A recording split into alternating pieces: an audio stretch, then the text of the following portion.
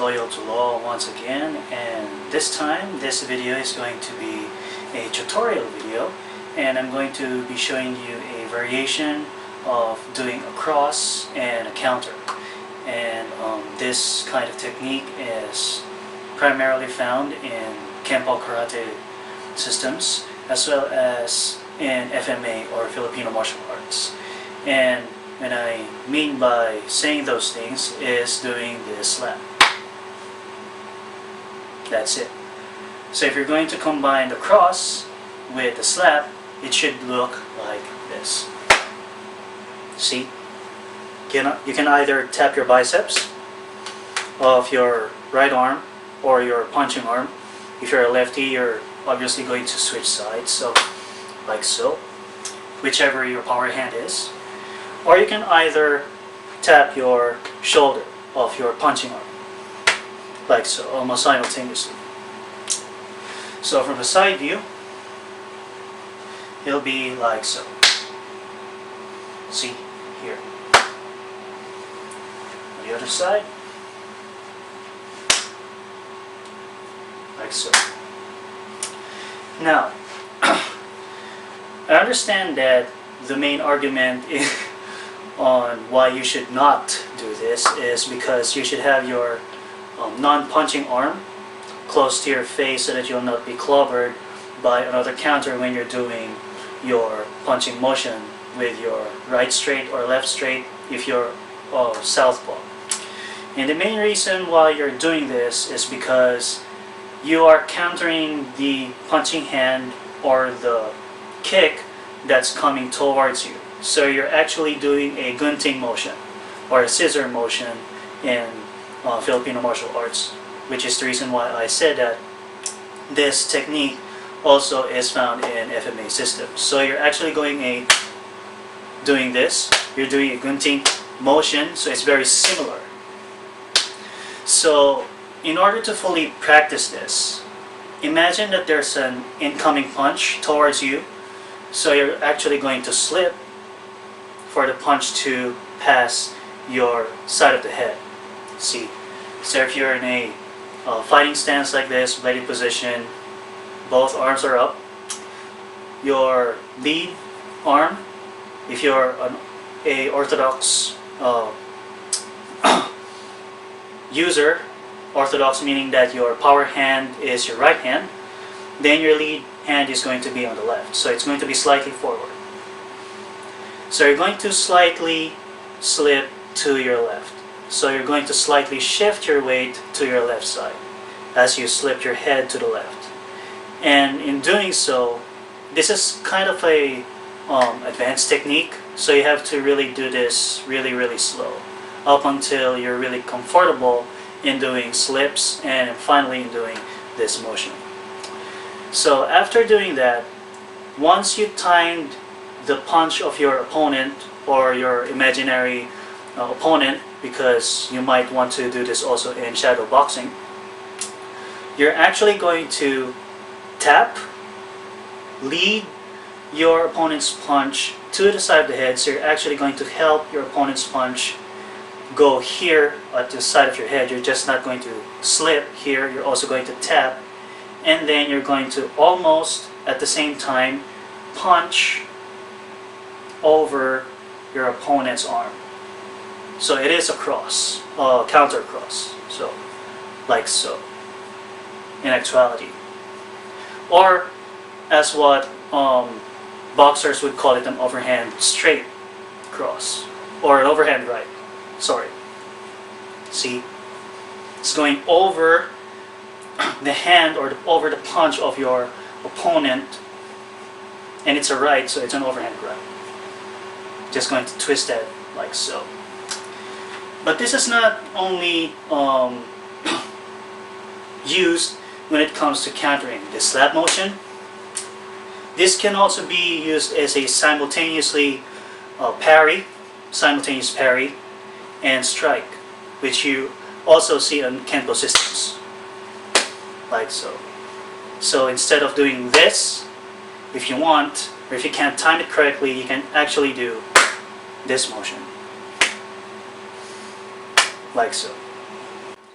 Now another reason why you may want to practice this motion is also for timing and for the beat.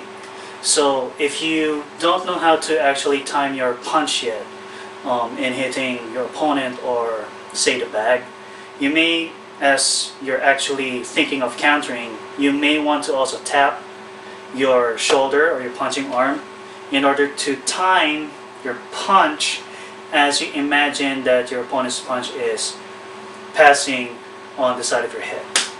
See? So it's not just actually parrying or guiding your opponent's hand to the side, it's also a timing thing. Like so.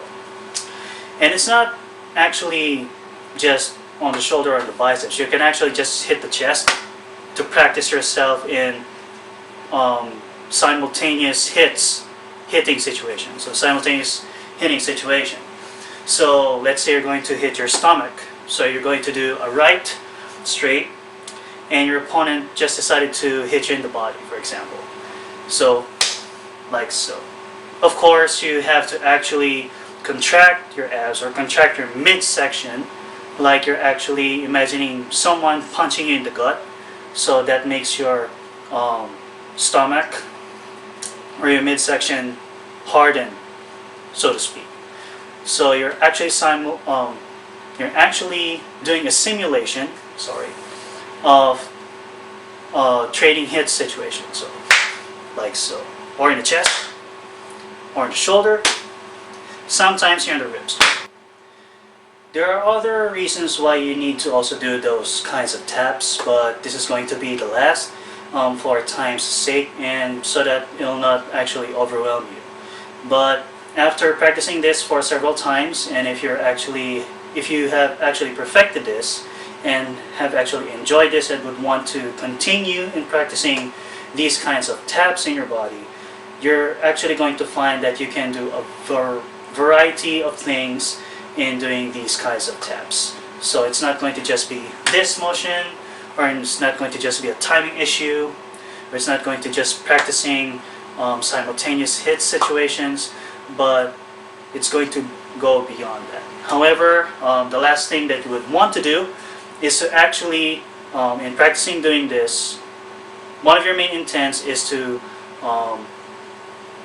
scare, or should I say startle, your opponent so that your opponent will break his or her own rhythm.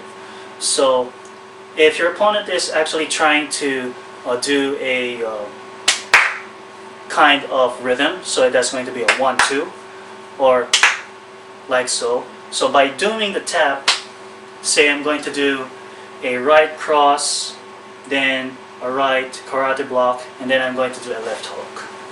So instead of just doing like so, you're actually going to almost do it in one motion, that you're trying to be in between your opponent's beat. So if your opponent's beat is like so, you're actually going to be in between the 1 and the 2. So instead of doing like that, you're actually doing this. See? Again, in slow motion. If you're practicing, then a right hook, left hook, sorry. In actuality, it's not actually a 1-2 beat, it's almost a 1 beat, or roughly a 2 beat. So it's not actually 1 and 2, it's in between the 1 and the 2.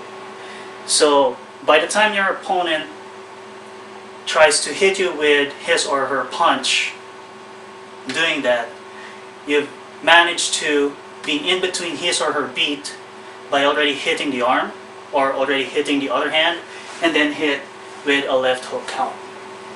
See, once again, this is going to be your intent.